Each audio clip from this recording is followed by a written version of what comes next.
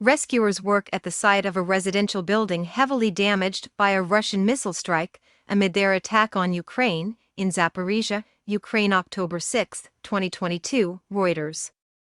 Ukrainian President Volodymyr Zelensky said Kyiv's forces were swiftly recapturing more territory, especially in the south, while Moscow's military leadership faced rare public backlash from within Russia over its handling of the war.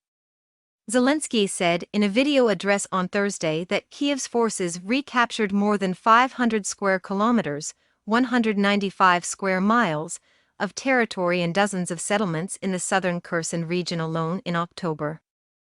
There are successes in the east as well. The day will surely come when we will report on successes in the Zaporizhia region, in southeastern Ukraine, as well, in those areas that the occupiers still control, the president said. Reuters could not independently verify battlefield accounts. Russian President Vladimir Putin marks his 70th birthday on Friday as the invasion of Ukraine has begun to unravel after a Ukrainian counteroffensive in which thousands of square kilometers, miles, of territory have been retaken since the start of September. Thousands of Russian troops have retreated after the front line crumbled, first in the northeast, and, since the beginning of this week, also in the south. In rare, but growing, public criticism of Russia's top military officials, Kirill Stermusov, the deputy head of the Russian-backed administration in Kherson region, slammed generals and ministers in Moscow for failing to understand the problems on the front lines. There was no immediate comment from Russia's defense ministry. Discontent has begun to bubble up among even loyalist state TV hosts. Please explain to me what the General Staff's genius idea is now? Vladimir Solovyov, one of the most prominent Russian talk show hosts, said on his live stream channel. Do you think time is on our side? They, the Ukrainians, have hugely increased their amount of weapons. But what have you done in that time? Ukrainian military analyst Ola Zhdanov said there were several factors for Kyiv's recent rapid gains, including Western military aid and tactical mistakes by the Russian army. On the Kharkiv front, we are advancing in a broad sweep, he told Ukrainian TV. On the southern front, the aim is to trap and push Russian forces either onto the west bank of the Dnipro River or back to the city of Kherson. In the northeastern Kharkiv region, where Ukrainian forces regained a large swathe of ground in September, the bodies of 534 civilians, including 19 children, were found after Russian troops left, Serhiy Bolvanov of the National Police in Kharkiv told a briefing posted online.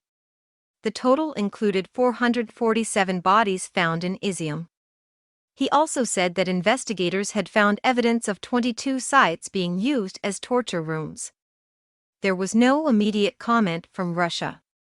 On Thursday, the regional governor said a missile demolished an apartment block and killed 7 people in the city of Zaporizhia in the southern region of the same name, which Moscow says it has annexed. The strike left some people buried under rubble and at least 5 people were missing.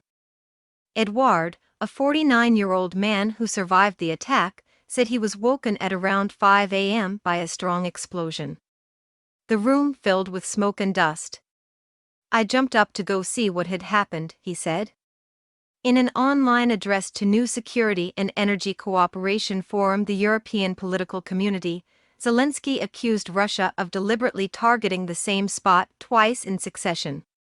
In Zaporizhia, after the first rocket strike today, when people came to pick apart the rubble, Russia conducted a second rocket strike. Absolute vileness, absolute evil. Moscow says it does not deliberately target civilians.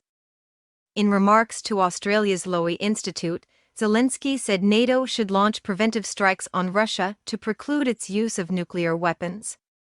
Kremlin spokesman Dmitry Peskov denounced the comments as an appeal to start yet another world war with unpredictable, monstrous consequences, according to RIA news agency.